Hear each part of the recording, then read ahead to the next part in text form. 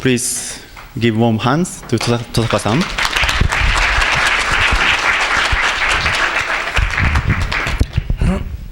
So before we invite him up here, I just want to explain our lecturer, Patrick. Anyway, he has been, I think, in CAP for quite some time already. And we have been doing the mission in Russia. He was responsible for South regions. I was responsible for Ural Siberia region of Russia.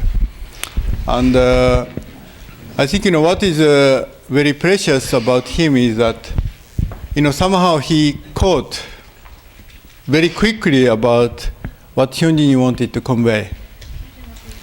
There are very few people actually understood the meaning of what Hyunjin was trying to convey. When he had this settlement age workshop in 2001, right? So from 2001, actually, people who really kind of understood the essence of what he was trying to teach and convey to us, really tried to change the things that we have been doing, right? In the region, how this applies to the education of the member, how this applies to the, developing the activity of the witnessing, and also outreach, and so on, right? Many people, I think, very difficult to really catch the essence of what Hyunjin is trying to explain, because, externally speaking, core value and all these things are kind of very simplified format, right? And it seems so simple. And many people kind of cannot catch this core of what Hyunjin is trying to explain and how he wants us to change based on that, right? So, when you really understand what is core value, what is cultural alignment, so on, it really touches something deep inside that can fundamentally maybe change, the way how we understand the principle, how we apply all this divine principle into witnessing and outreach and so on, right? So I think he's a very few who caught that one from the very beginning, and therefore also had our own portion of getting criticized for applying all these things. You understand? Because whatever we start in the early stage, many other people don't understand. Yeah, Hyunjin also went through this course, right? Many people didn't understand him and criticized him, and it's as if he's trying to change something different from True Father. But actually, this is totally wrong. Hyunjin is trying to explain to us, right, through his own life with true parents in true family, what is the essence of true parents' teaching, right? When you take down all these, frills around, decorations around, when you really coming down to the essence, right, then you can really see what is Hyunjin's heart and desire for us, and why he's sharing us about core values, three strategic perspectives, and so on, right? In his heart, there's nothing but wanting to be a filial son to Father, and wanting to really bring all the essence of true parents' teaching down to us, so that we understand the essence. You understand? So that's why I think it's very valuable to have him here. And so please welcome Patrick Nolan. You saw his beautiful children, right? Yeah. And he had a Ukrainian wife, right? Yeah. So now they moved back here, I think 2 years ago, and 1 year ago, and still on the process of adapting to the new life, right? So, yeah, so please welcome him.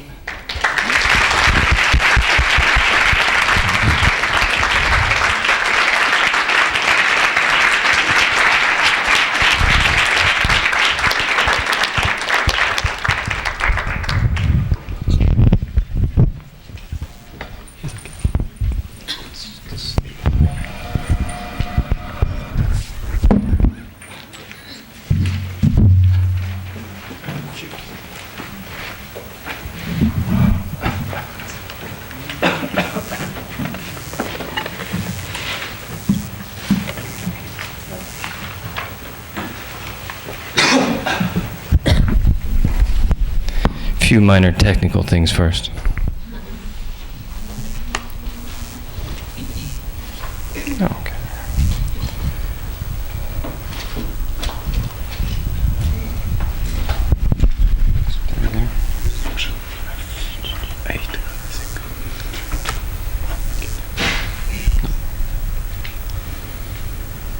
Oh no, yeah, 4.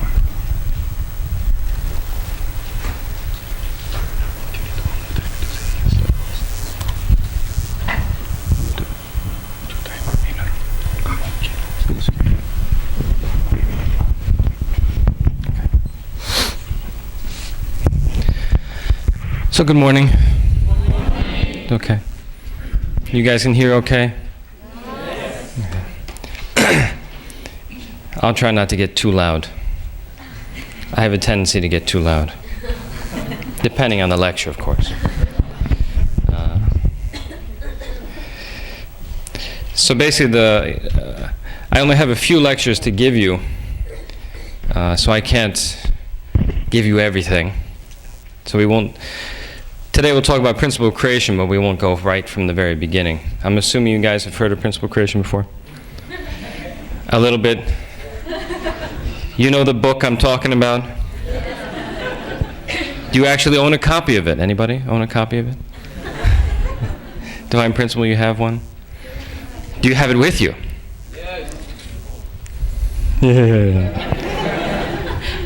All right, so I won't do this, please open to page. We won't do that. So basically the first lecture is going to be about purpose of creation, which basically is talking about fulfilling God's dream. So we got to start with, what is man's purpose? And I'm sure you already know something about this. We understand the purpose of all creation is to return joy to God. Because what motivated God to create in the first place was his heart. God has a heart. Heart means it's filled with love, but love needs an object. Father said this many times, God needed an object. Actually, Father even said, you don't even know if you have love unless you have an object. You can say, I love this or I love that, but you don't know. Father even said it like this, it's as if love does not really come into existence without an object. So sometimes people, I always know a lot of, we say liberal-minded people, and they say they love everybody. I love all kinds of people. I love Japanese, I love, Spanish, I love everybody. And I laugh at them because have you ever met any of these people? Even better than that, have you lived with any of these people? Well, no. So then how do you know you love them? If you've never had that because you've never had that person in position, and you won't really want to say as an object, but as an object of your love, if you've never had that person there, then you don't really know. I thought because I was the same, I was a very liberal person, I love everybody. And then I started living in centers with some Japanese people. They're not bad. The problem is American Japanese is like night and day. Americans express whatever they're feeling. Japanese say, everything's fine.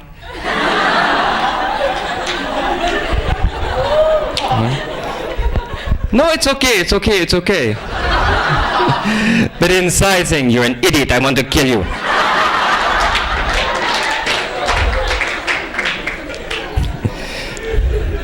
It's very difficult, right? You know, Japanese know this. If a Japanese person says yes, it doesn't really mean yes. I honestly don't know when it does mean yes. What do you have to do for it to mean yes? You know, I don't know. If they say yes and they sign something in blood, maybe then it's yes. I don't know. So God, it doesn't mean anything if God has love, God has a heart, if God does not have an object to love. So actually, love seeks an object. If you have love, it seeks an object. That's why God had to create. Because he had a heart and because he had love. And we know God created everything, but the most important thing for God was man. Because man was created in God's image, means he was created to be most like God. He was created to be God's children. So that's why we say the most important aspect of God's nature is not only his heart, but his parental heart. God has the heart of a parent. And that putting us in position of his children, that means the most important relationship that we have is being children of God.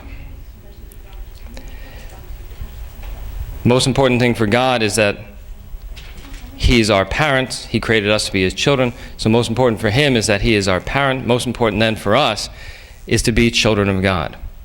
Actually, Father, back in the 90s, Father made several different proclamations or declarations. And one of them was a very brief, short thing that Father said. They were all very concise declarations that Father made. And one of them was very simple but very, very profound. Father said that the fate of all mankind, is to become sons and daughters of God. Now, if you think of that, if you ever talk to somebody about their fate, their destiny, normally people think of this in very, very personal, individual terms, right? If you think about, what is your destiny? You're thinking, me, my destiny, what I want to do, what I want to become, what have I, what do I have in me, all my natures, what can I do, You usually think of it in very, very individual terms, right? But Father said like this, all mankind has the same destiny. Fundamentally, same destiny. To become sons and daughters of God. And that not only means it's something that unites us, means we have something very deep in common. But destiny is considered like, is destiny like, if you think in terms of fate or destiny, is this like a small thing? Or is this like, it's the biggest thing? My destiny. It's the most profound and biggest thing. And Father said, most profound and biggest thing for all of us is to be sons and daughters of God. So when we're talking about our purpose, it really comes down to that. Our becoming sons and daughters of God. And as children, now we know already, if you studied this chapter before, we know God created everything to return joy to him. He'll return joy because he gives love, and then in that relationship of love, joy is returned to God.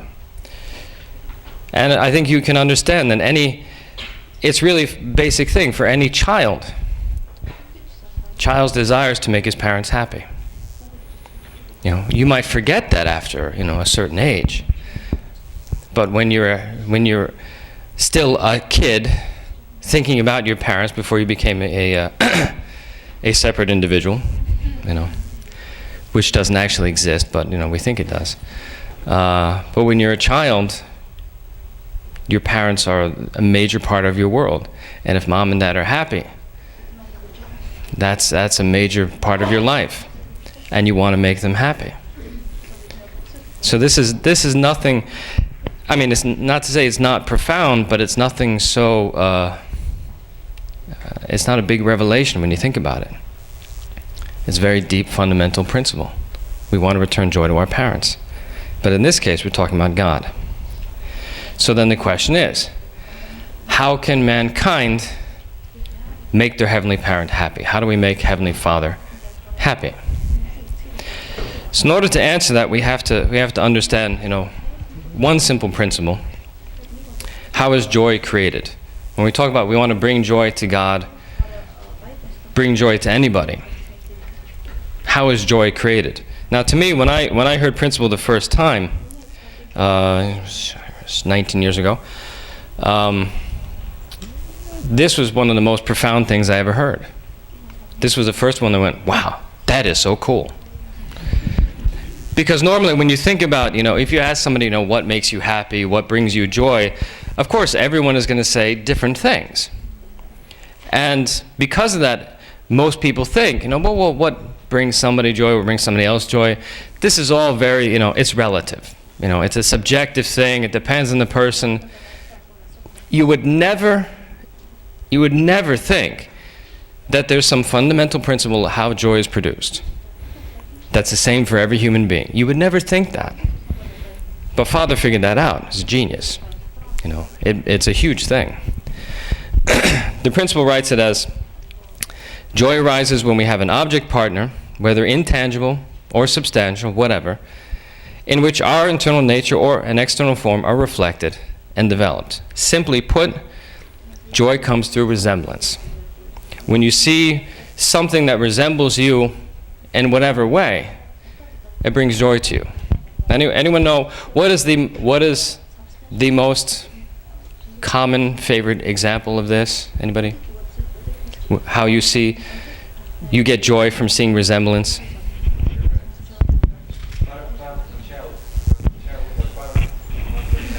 Yeah, that's one, between parents and children. I mean, having 3 children, I went through this every time. I hate this question. You can ask my wife this question. Women like this question better, I guess. So who does he look like? I said, I don't know. He looks like a kid. I don't know. The baby looks like a baby. I said, I don't know who he looks like. I could never figure this out. But for everyone else, it's like, look, he's got my eyes. He's got your nose. He's got daddy's ears. This is, you can't even say day one. This is like in the first 15 minutes, people are talking about this. From the beginning, This is where they find joy in the resemblance between themselves and their children. And then, of course, the next extension of that is going to be, as the kid's growing up, what does he try to do? My father used to work on cars, and my father was fixing cars, and my father would wear just a T-shirt, when it was warm at least. And my father smoked cigarettes. My father always used to have a pack of cigarettes folded up, in the sleeve of his shirt. So I thought this was the coolest thing. So a couple times I went around the house wearing just, this white, T-shirt. Of course, I didn't have cigarettes, so I took a pack of cards, a deck of playing cards, and I rolled them up in my sleeve. Of course, you can imagine my mother's face when she saw this. What is that? What is that? What is that? What is that? It's what? Oh, it's cards. Of course, you can imagine things she said to my father because of that. But I wanted to, for a kid, I wanted to look like my father, because if I could look like my father, that made me happy through resemblance. So there's all kinds of examples, of course, and the others, if you're looking at photographs, someone says, hey, I got pictures from our party. The first person you're looking for is you. Was I in that one? No. Am I in? No. Or you look for somebody you know, or look for a place where you've been. And that's why when sometimes people they show photographs, from their trip. We went to this trip here, and you're seeing places you've never been, and maybe you never wanted to go. You're seeing people you don't know. Is there any stimulation of joy for you? No. And when some people do this. I've never seen this, but I've heard stories. People, they'll have a whole slideshow. They'll have a party, have a slideshow. This is our trip. This is our hotel. This is our room. This is our bathroom in our room. This is the sink. This is the pool where we waited. And eventually in the back you hear.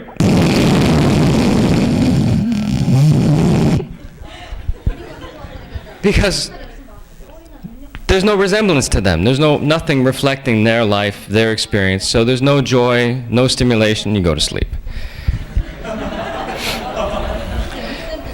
Hopefully, none of that will happen here. Every now and then I will come back to this subject. You'll laugh about something and I'll go, why did that bring you joy?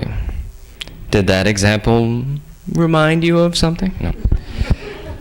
So this is very simple, but very important. So joy comes through resemblance. So therefore, the greater that man can resemble God, the greater joy than God will experience. And it's the same joy that any parent feels to see his own character reflected in his child. And as the child grows up, you see yourself more and more, for better or for worse, but you see yourself. Daddy watches, the kid takes, mom's lipstick and starts drawing on things, and Daddy laughs and goes, yeah, I wanted to be an artist too when I was growing up. The mom is feeding the baby, and the baby goes and spits food in mama's face. Daddy goes, yeah, I did that too. And then the baby walks over and pees on Daddy's shoes. And Daddy says, that must have come from your side of the family. No one in my family ever did like that. But that becomes a different story. Now there's another way. In the principle, in the introduction, it mentions one small sentence. There's another way that we experience joy, and they're not really separate, they're related. Joy also comes through fulfilling desires. You fulfill your desire, you fulfill somebody else's desire, your parents' desire. That brings joy to them. I think we're all pretty much, understand this from kids, Mommy wants you to do this, you fulfill her desire, you hope she'll be happy, right? They want you to do this, they want you to become like this, or do these things, take out their garbage, wash the dishes, whatever. Fulfill their desires, and you bring them joy. So it comes down to these two basic things, and we'll see how they're related. We want to resemble God, to make God happy, and we want to fulfill his dream or his desire. So in that case, what is God's dream? Now we understand this is what he talked about to the first human ancestors, Adam and Eve, in Genesis. He gave them what we refer to as the three great blessings. The three great blessings were telling them what his dream is, what his desire is, what he wanted to see them do. Our first blessing was to be fruitful. And we understand this, in terms of, if you think in terms of a tree, when a tree is fruitful, when something can bear fruit, that means it's reached maturity. So we understand that as reaching maturity or perfection of the individual, where we fulfilled our potential as an individual. That's the first blessing. Then God said, you should multiply. So second blessing means perfecting the family. Now actually God said to Adam and Eve, not just multiply. He said you should multiply and fill the earth.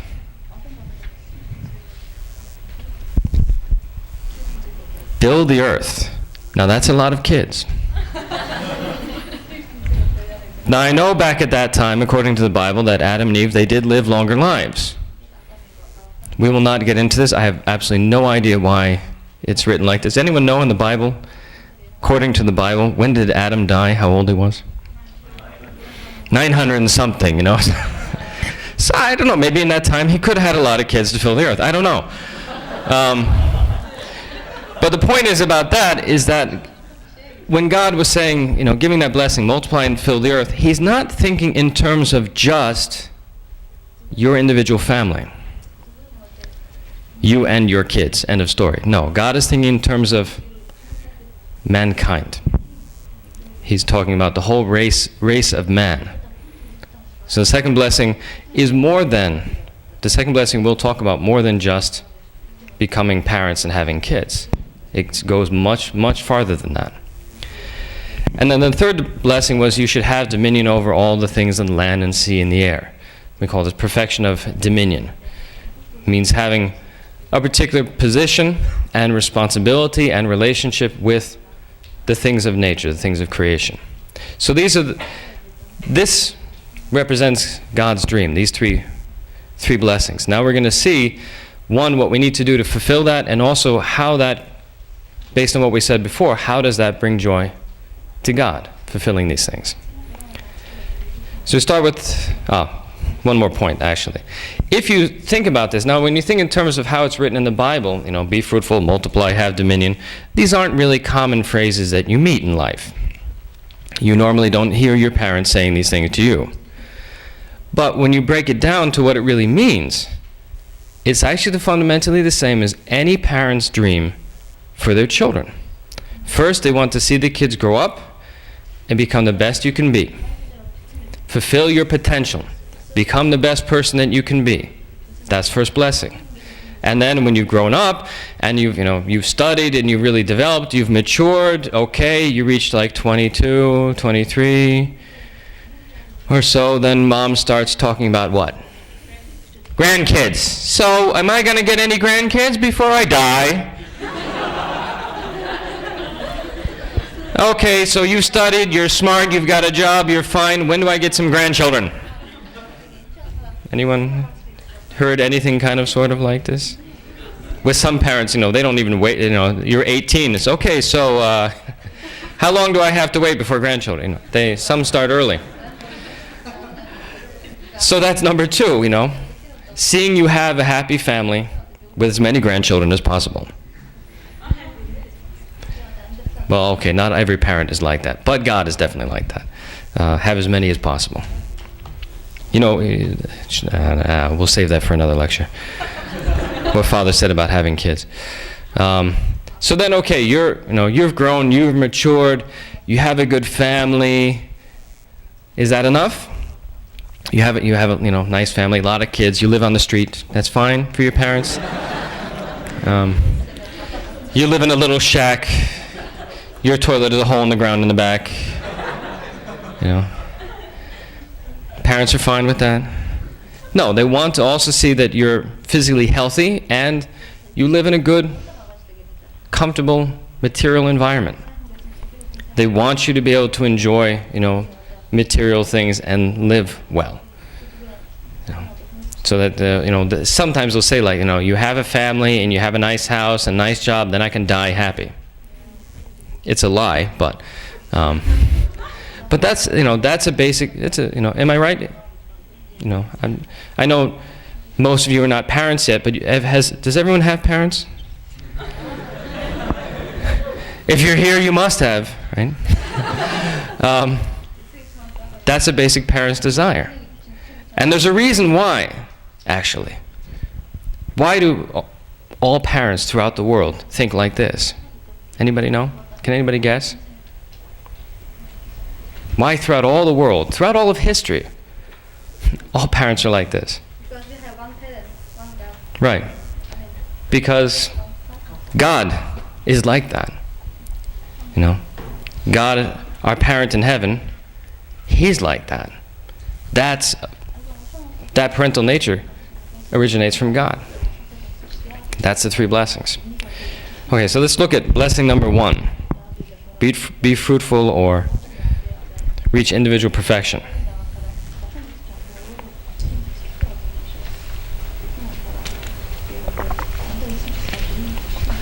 Now, if we say simply, You have to unite your mind and body centered on God. That's very easy to understand, right? If I just said, please go out and unite your mind and body centered on God, you now know exactly what to do. I don't have to say anything more than that. Why are you laughing? I had the same problems. Should unite mind and body. Okay. At this moment, I don't see that they're separate. Centered on God. Okay.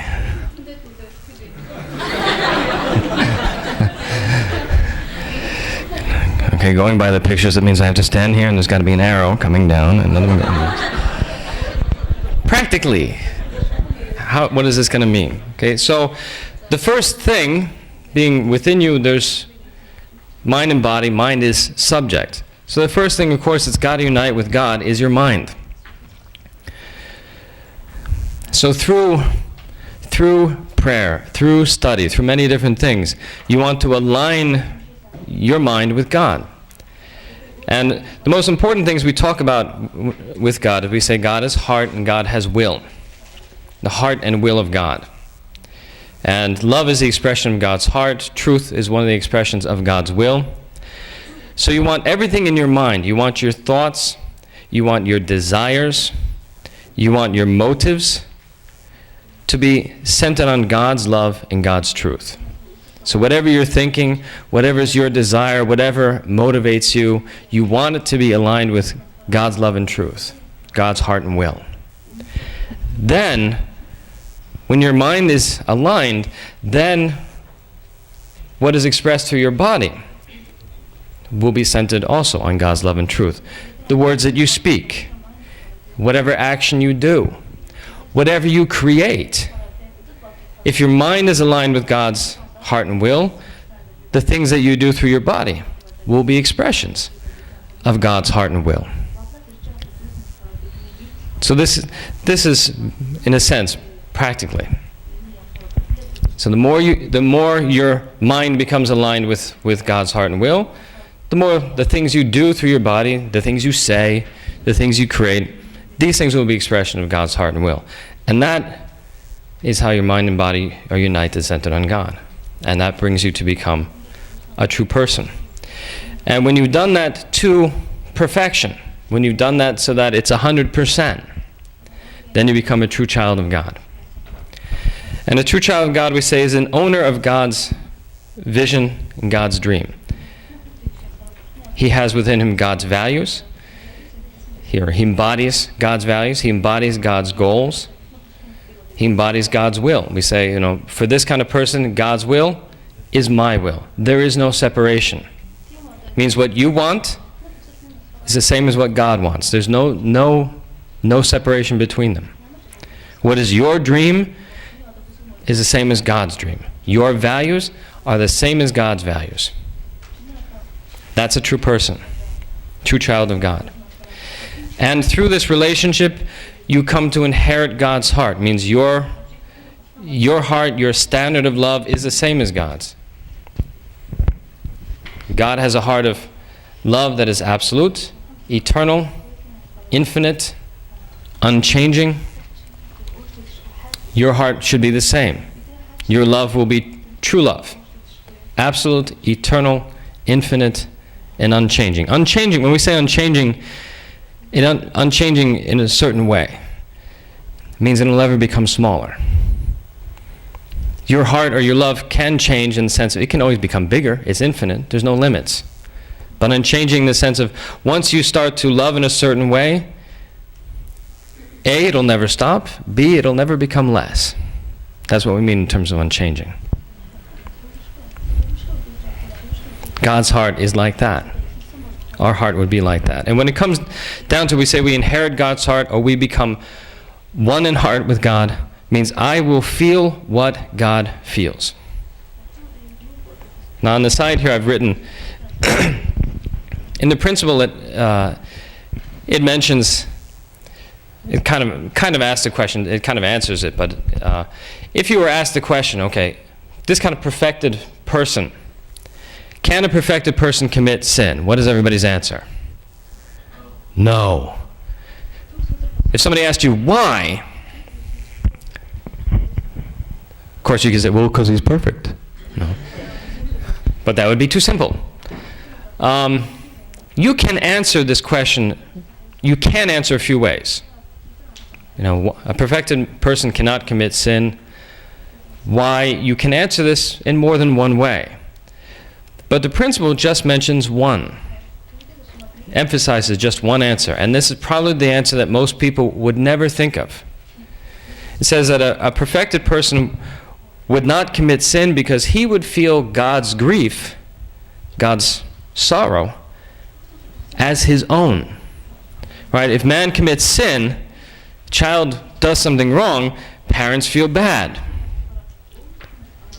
And because we are one in heart with God, if God felt bad about something, immediately, instantaneously, we feel the same. So, although, Father, even one of Father's most recent speeches, Father says, in this ideal world, this kingdom of heaven, we would not need laws to govern us. You wouldn't need lawyers, you wouldn't need prosecutors, you wouldn't need judges or juries. Why? In a sense, someone who has this kind of relationship with God, you would be your own judge and jury. This kind of person, you start to think something unrighteous, and you start to feel bad about it. Now, everyone knows what a conscience is. Everyone have a conscience? Are you sure? And actually, when is it that you know you have a conscience? When you're doing good things? No. When you start to do something wrong, that's when your conscience goes, hey. What are you doing? Stop that. And you go, oh, shit. This goes my conscience again. So everyone's had some experience of, your conscience letting you know. And it's not necessarily a voice as much as it's a feeling, right? Now imagine that times like, a million. In the terms of how you would feel, and also in terms of how accurate it is. See, we might be of a certain level of conscience that, I think bad things, I do bad things, and then after I did it like the 10th time, my conscience wakes up and goes, hey, what was that? All right, I think you've done that enough.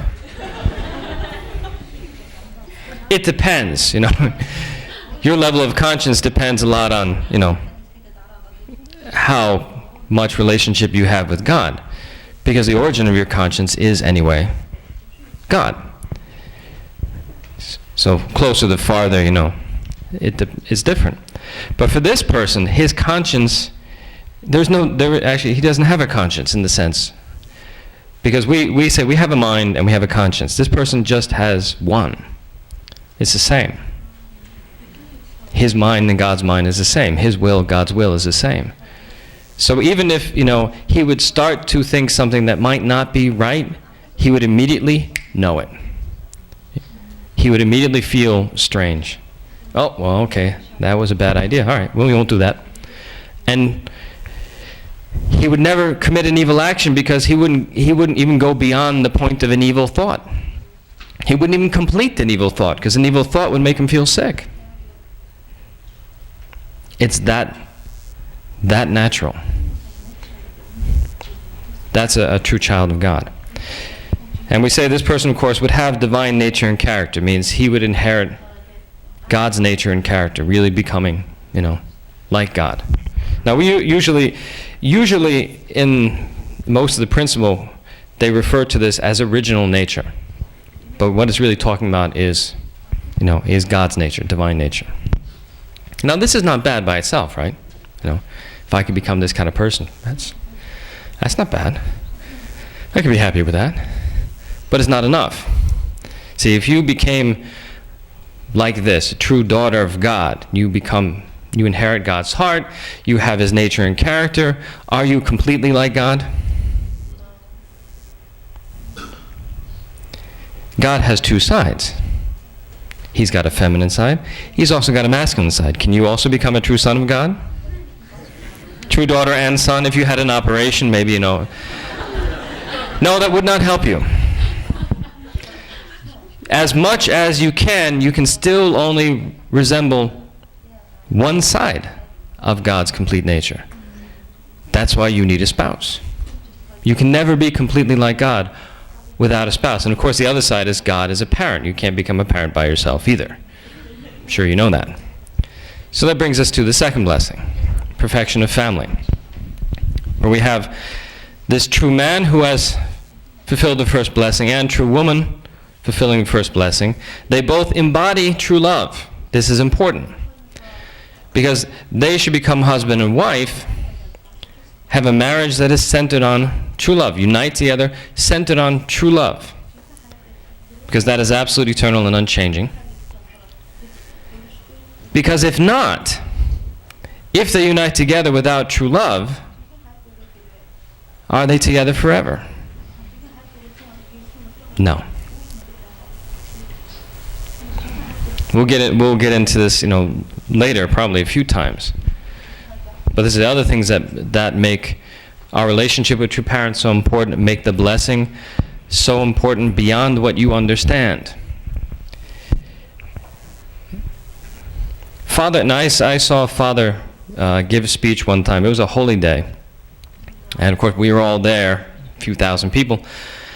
And there were also about 40 ministers. Now this was back, this is probably about, it might have been 15 years ago. This is back when, you didn't have ministers on stage with true parents and actually going out and giving true parents speeches. This was back when they were still kind of, I don't know about this Reverend one guy, okay, we'll come. And so these 40 guys were there for a workshop, 40 ministers. And Father's entire speech was for them. Father forgot we were there. Father spent his whole time talking to these ministers. And Father, if you want to say, Father was merciless. Father was not trying to be nice to them. Father first kind of scolded them, beat them up, and then Father embraced them, let them feel better. And then smacked them around a little bit again. I'm not talking physically, I'm talking, verbally and spiritually.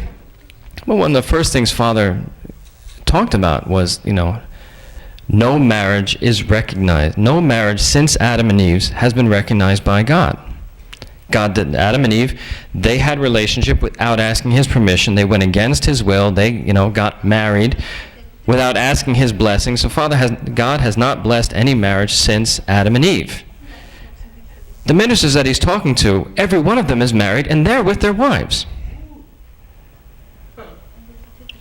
And Father, with no fear, no pause, Father said clearly, in order for your marriage to be blessed by God and be eternal, you need to receive the blessing from me. Any questions? And they're like, no.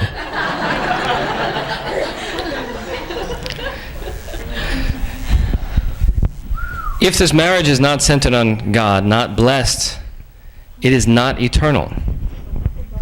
I'll probably repeat this later because it's one of these things that you normally don't think of, but it has a lot of meaning. Now, have some of you heard how one of the things that's going on in Champyong or in the movement is not just the liberation of our ancestors in spirit world, but also blessing them? You've heard about this, blessing of ancestors in spiritual world? Okay. Can anyone tell me who cares? Why is that important? Anybody want to guess? You had people who were married on earth for 40, 50 years. When they go to spirit world, are they together? No, they're not.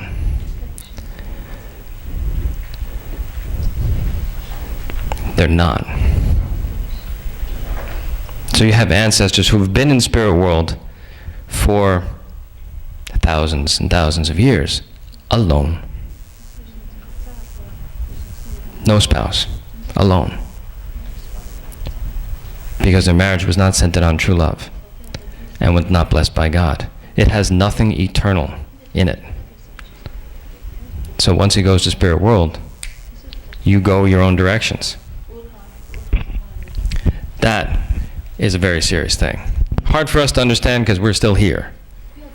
You know, one time, one of Father's speeches, when Father was talking a lot about spirit world, and Father said, you know, you may not believe this is true. If you want to believe it, you know, go home, kill yourself, and you'll find out. But then you can't come back, so probably the smarter thing is just to believe me. Now you may not have heard this, because a lot of people, when the Father went on this tour, a lot of people went, oh, we can't print that. And they fixed the translation. We can't. Father's going on telling people go home to kill themselves, you know. I personally thought that was the coolest thing, you know. If you know this phrase, you know, when I heard that, man, Father's got balls. You know, how do you translate? You guys know how to translate this?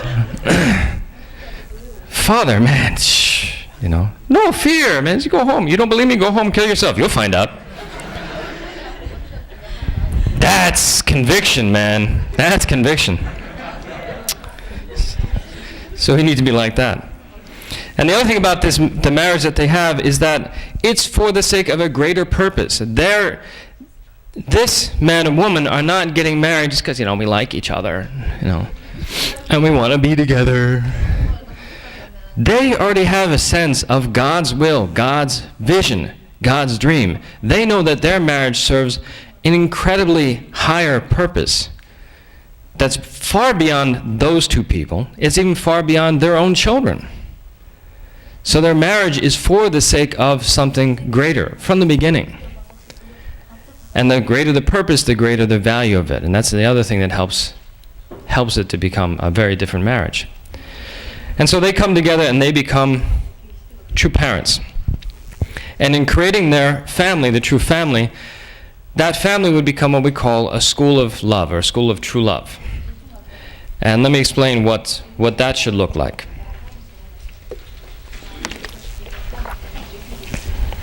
In order for them to really fulfill this second blessing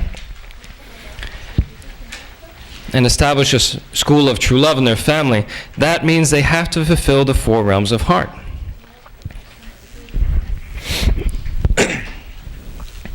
So the 4 realms of heart are these, you know, heart of a true son or daughter, and then the heart of a true brother and sister. And you might, you know, if you want to be specific, you might say that already within the first blessing, they have done that, you know, in this, because the heart of a true son or daughter is about your love towards God or your parents. You 100% united in heart with your parents or with God. And it's about your love towards God and your parents. It's about filial piety. But when you talk about brother and sister, actually it's the same love, just in a different direction, where the heart of love of a true son or daughter is vertical. You take that and you turn it horizontally, and that's the heart or love of a brother and sister. Because why do they love each other? True brother and sister love each other and see each other as a reflection of their parents. So, as you love your mother, you see your sister as a reflection of your mother. So, that love and respect you have for your mother would go to your sister. As you love your father and respect your father, you see your brother, you see a reflection of your father. So the same love goes towards them. That's why it's important to love your brothers and sisters. Because if you say, well, I love my parents, but I hate my brother, you're a liar. And even the Bible says this. If you say that you love God, but you don't love your brother, it's not true. Because it's the same heart. If you loved God, you would love others. If you loved your parents, you would love your brothers and sisters. If you can't love your brothers and sisters, guess what? You don't really love your parents. Or the same limitation you have in loving your brother and sister is the same limitation you have in loving your parents. And True Father has said this many times. I don't care how much you say you love me and Mother. If you cannot unite with each other, if you cannot love each other, then it means nothing to me.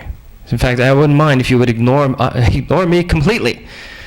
Ignore true parents completely as long as you're loving each other. Then we would be happy. Because he knows, as we're loving each other as brothers and sisters, that is a reflection of our love for parents. These two are not in any way separate from each other. Now, the other thing about this is, although we're using terms of family, this love, like I said, we call this a school of true love because you learn love in the family, and that love that you learn in the family then is practiced everywhere else. So the heart that you have as a true son or daughter towards your parents, that's the same heart you should have towards anyone who is your elder. Anyone who is in some position of authority above you. You love them and respect them in the same way as you love your parents. It's the same heart. When you love your brothers and sisters, that's the same way you would love anyone who is your peer. Say, if you're a student, the way you love your brothers and sisters, the way you love other students. If you work somewhere, the way you love your brothers and sisters is the way you love those other people you work with, your peers, the people who are on the same level as you. It's the same heart that you practice everywhere else in the world. Now, on the foundation of this is where they fulfill the second blessing and become true husband and wife. And how they love each other here is completely different, completely unique. Here they love each other as complements, as people who complement each other so that together we become like God. This is the absolute most difficult thing you will ever experience. Because when you have a spouse, sisters, when you have a husband, you will find that your husband is not like you. Anyone know why? Why is your husband not like you? More very, very, very specific. Come on, why is your husband not going to be like you? Oh no. It's true, but it's not that.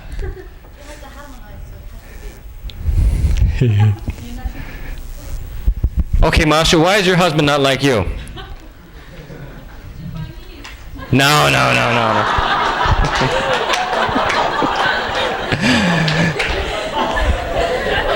Besides that, because he's a man. Your husband's going to be a man, right? Mostly, right? And you're women, right? You are, right? So that's why your husband's not going to be like you, because he's a man. And men and women are different. Now, if some of you have brothers, you should have already noticed that. This is why you want to kill them. If you didn't have brothers, you will find out. Because when you have a husband, he's not going to think like you. He's not going to see things the way you see them. He's not going to understand you at all, actually. Because you're a woman. And he's a man. But you have to respect that. Because that is an aspect of God. And without that aspect of him, of your husband that I don't understand and drives me crazy, without that, you would never be able to together become like God. You'd be limited. And men are the same. Your wife is going to drive you insane. You're not going to understand her. Maybe even God doesn't understand.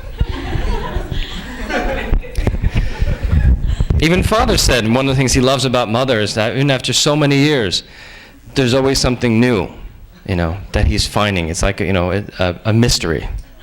And he finds this exciting. That's a good attitude to have. You're going to need it. You thought you got it figured out, and then she comes and does that. Why? It's a mystery. take excitement from that. Don't try to figure it out. You'll hurt yourself.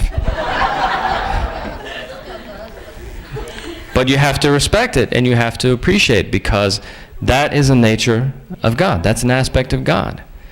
Without that, you together could not complement each other. You could not be like God. So the irony about this relationship is that where most other relationships, you take joy from how this other person is like you. Right? You know, children want to see themselves reflected in parents. Parents want to see themselves reflected in children. Brothers and sisters see how we are alike or how we're both like our parents. Husband and wife are not supposed to be the same. You are not supposed to resemble each other. Otherwise, you just marry yourself. Husband and wife are supposed to be completely opposite.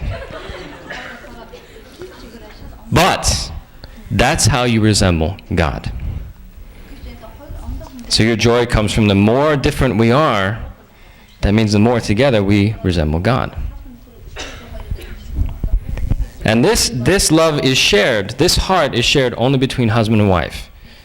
There's no one else, for husbands, there's no one else out in society you should love like your wife.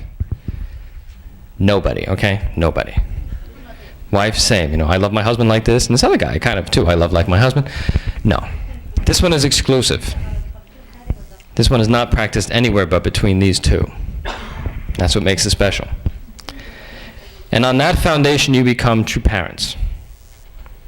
And as true parents, not just any parents, true parents, you inherit that love from God. Your heart is now truly like God's. That means you love all mankind as God does. It means all mankind is your family.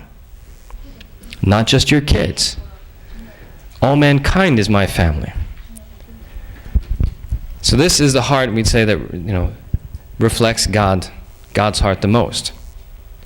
Parental heart. Parental love is the biggest thing. There's nothing bigger than parental love. How can I say that? Because, see, the biggest circle is no. Put it this way. Imagine you had 3 children. Out of those 3 children, which ones do you love and which ones you don't really love? How many, out of 3 kids, how many are you going to love? Everybody. 3. You're not sure about this, are you? If you're a parent and you had 12 kids, well, 12 is kind of a lot, and they're going to be different. They're all unique. Okay, out of 12, how many will you probably love? All 12. For a parent, it doesn't matter how many kids they have. It could be 2, it could be 12, it could be 25. You will love them all. Because a parent's heart is that wide. It's that big. It can embrace, doesn't matter how many. Doesn't matter. There's no limits like that. That's a simple way you can understand. The parental heart is the biggest. And also, how you practice this in society is the same heart you have as a parent. It's the heart you have towards anyone who is younger, or anyone in position, as object to you or subordinate to you. Same heart. You should have parental heart towards them. So if you work somewhere, you really want to teach this to your boss. So your boss should treat you with a parental heart. It's actually how it should be. Now going back to this, one of the important things is now with a heart like God's, same standard and same size as God's, then true parents raise their children a certain way. This is one Father also said this in one of his speeches. Father explained, what is a true parent? What does a true parent do? Then this is important because have everyone heard the term true parents a few times? Have you ever had trouble trying to explain what's the difference between regular parents and true parents? Have you ever lived in fear of having to explain this to your parents?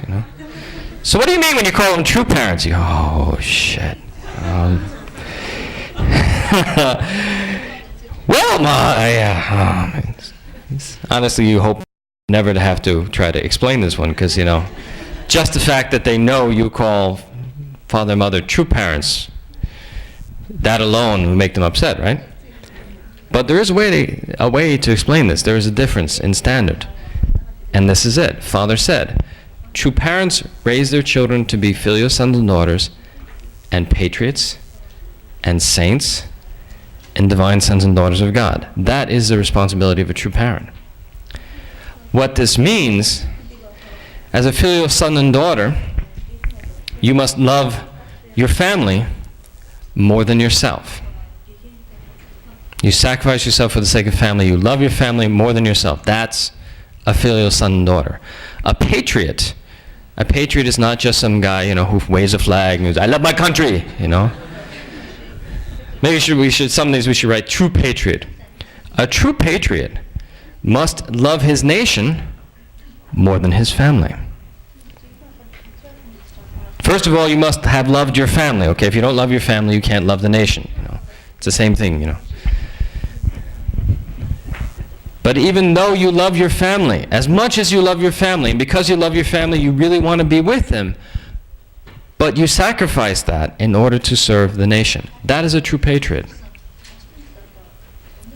And parents, a true parent would raise their children to be like that. Now, would you say that's kind of an exceptional or unusual parent? I don't want you to come home on the holidays. I want you going out and taking care of other people. Anyone have parents who said like that? That'd be kind of a rare thing, right? That alone, that's just, part two. Or step two, raising them to be patriots. That alone, already, you've reduced the number of people resembling true parents to a very small number. That actually will educate and raise their children. Don't spend time at home. Don't be spending your time with me. I want you to go out and take care of other people. And then after that, becoming a saint. The standard of a saint is this. You go out to love the world more than your own nation. You have to sacrifice your nation. As much as you love your nation, you have to sacrifice your nation to go and serve the world. It means another nation. I talked to some, and there's something that should go along with that, okay? Now, of course, it's one thing to serve, another nation. But how about if you went from a very, very poor and very difficult and very miserable place, and you went to serve like a very rich country where everything's nice? Would you qualify for sainthood on that one?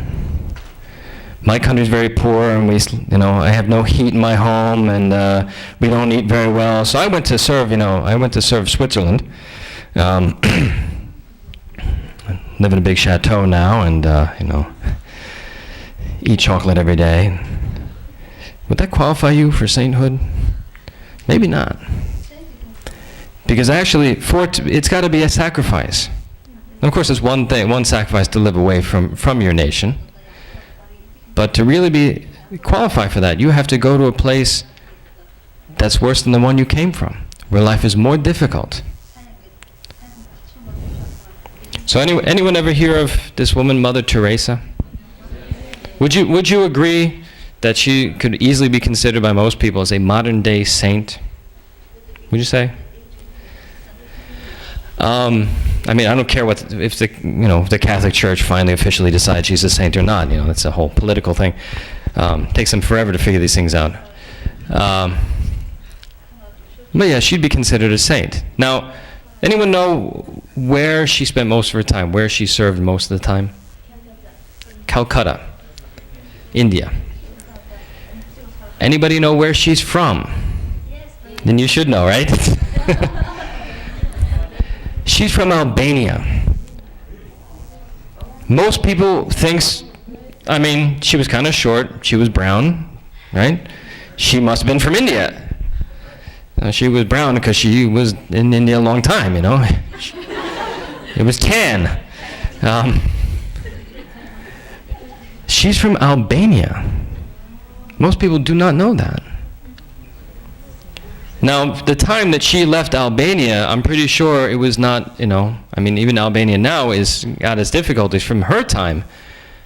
A very difficult life there. So it was bad enough to serve in Albania, but she went and she found a place where people were suffering even more and served there. That's part of what makes him a saint. So that's not just sacrificing your nation by itself, but even going to serve a place where it's more difficult than your own nation. That's a saint.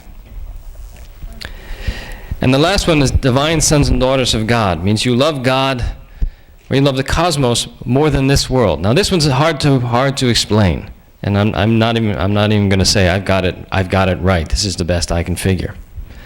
But in the sense of that, your love for God and love for cosmos means everything. It goes beyond your love for this world. It means you can sacrifice this physical life, this physical world, for the sake of God or even spirit world.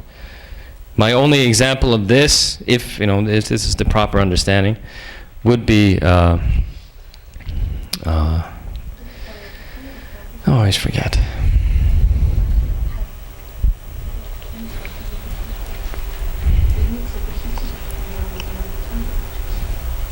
Mashi, you remember? We call her Daimonim, but it's not Daimonim. The woman who's Mrs. Kim. Father gave her a name as well. I'm thinking Hunmonim, but I know it's not. Huh? It is Hunmonim. Okay, Hunmonim. The woman who is acting as basically mediator for the spirit of Daimonim to work through.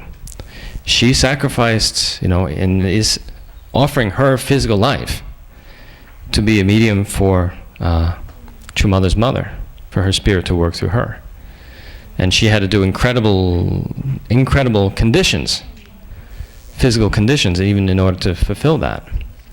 But that's that kind of thing. She's given up what would be her normal physical life to serve as a medium for the spirit of Daimonim and to serve completely, spiritual purposes. So something like that. I'm not saying it's accurate. This is the best I can do, just to give you something. So these parents establishing this school of true love and raising their children to be like this, that is what's going to take that culture of heart in that family, or culture of true love in the family, and expand it out into the whole world.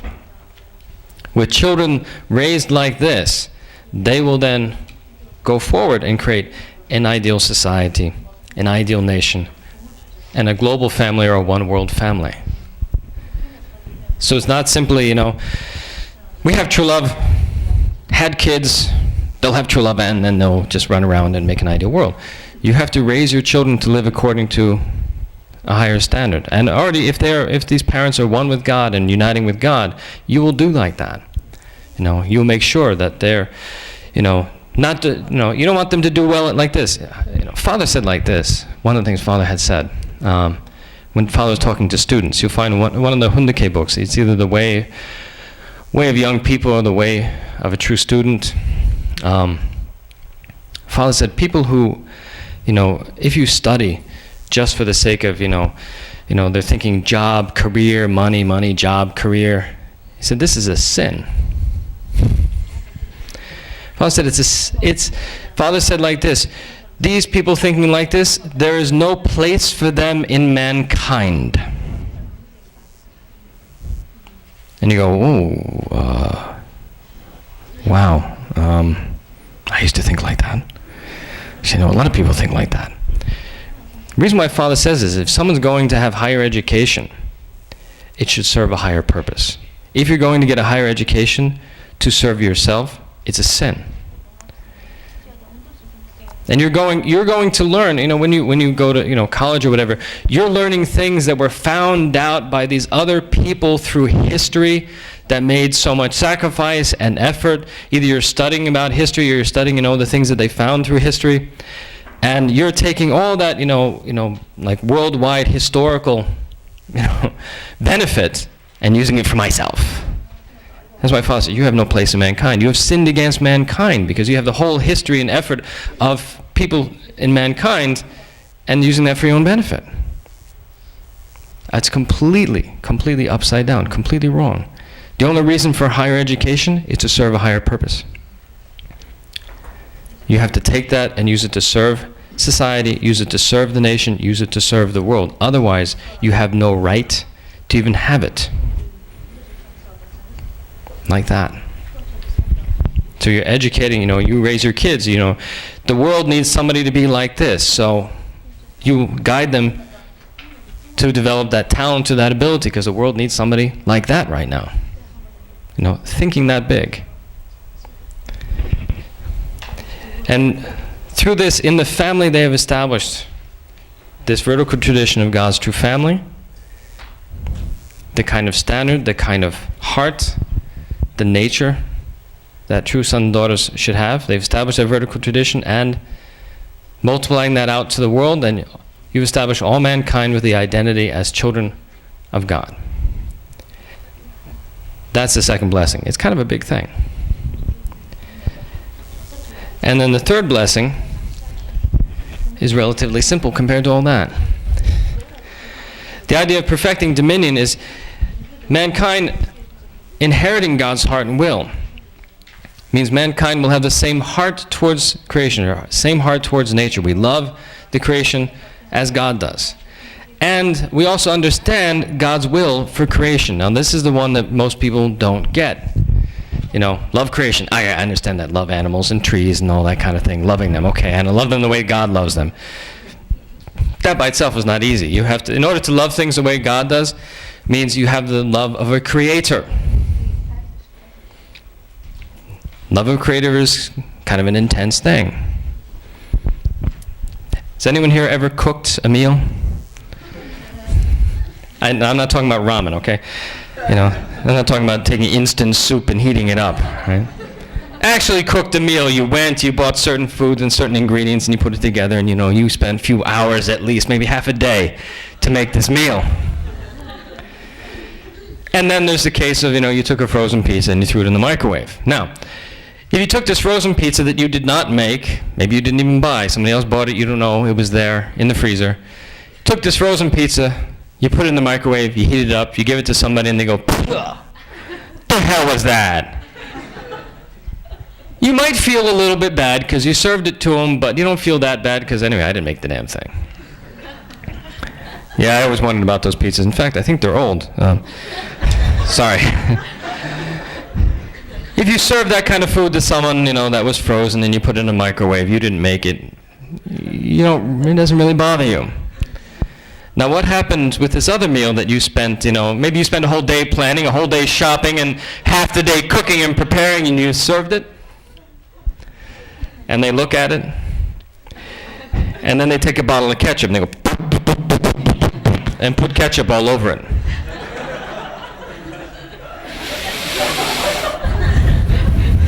Okay! And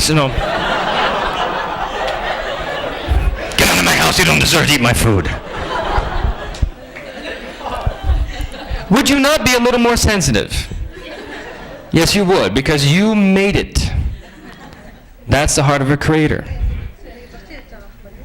So think of this, so every time, mankind pollutes a river. Put this factory, geniuses, they put a chemical factory right next to a river. Put a chemical factory next to a river, polluted the river, all the fish died, and man goes, "Oh, darn. Yeah, sorry about that." River, 15 different species of fish, and they all died. Man's going, "We goofed." God is up in heaven pulling his hair out. "You know how long it took for me to design those fish? Did you kill them?" All the time, God has to remind himself, "I love mankind. I love mankind."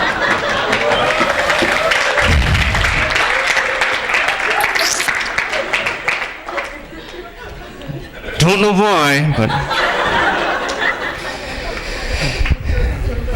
So this is God's heart towards creation. But the other thing, understanding God's will for creation, God had a plan for all these things.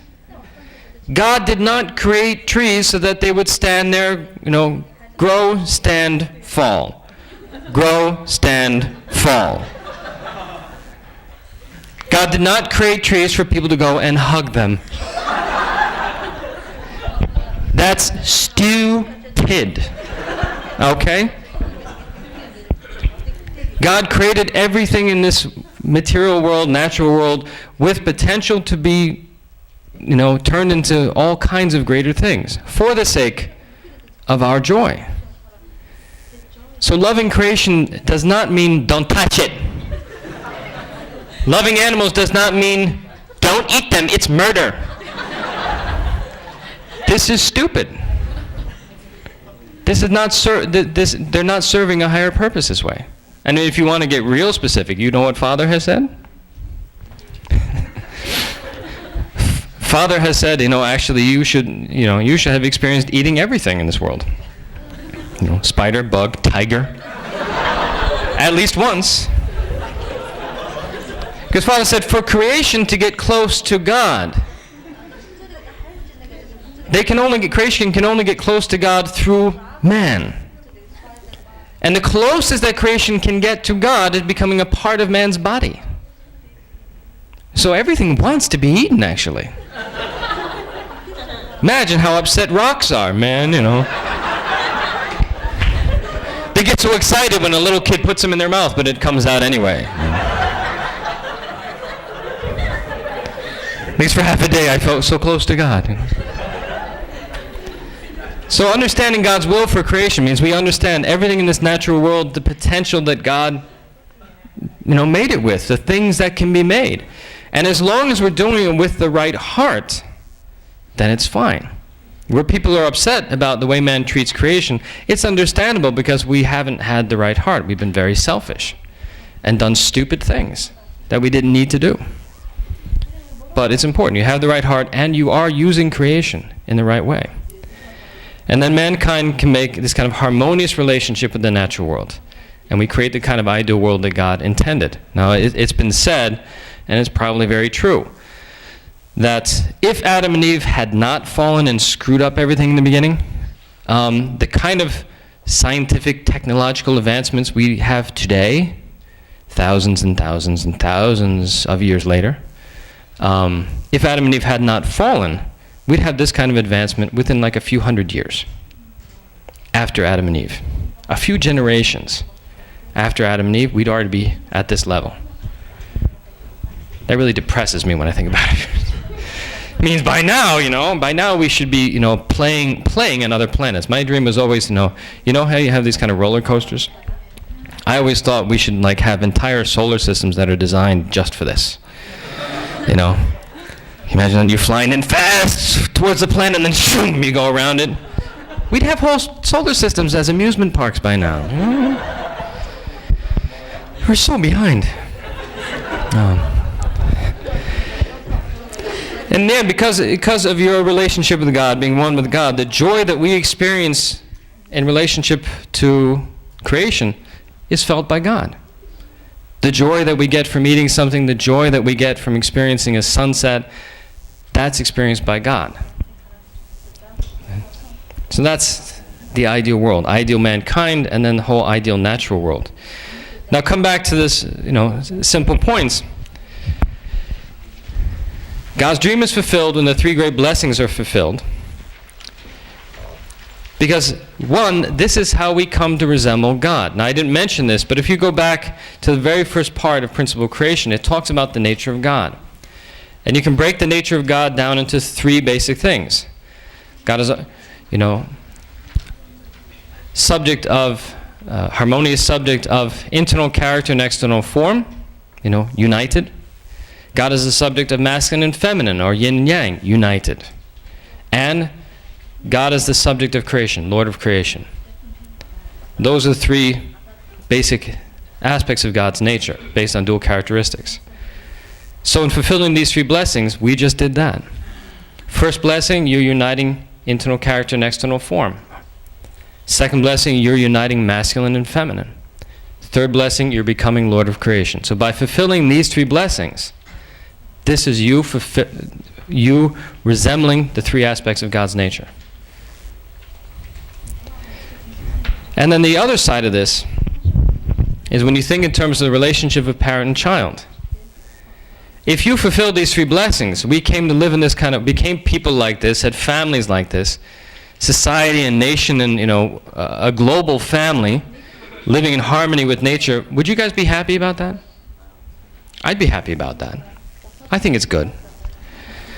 So if we fulfill these 3 blessings, mankind becomes happy. And that's what makes God happy. As a parent cannot be happy if his children are not happy.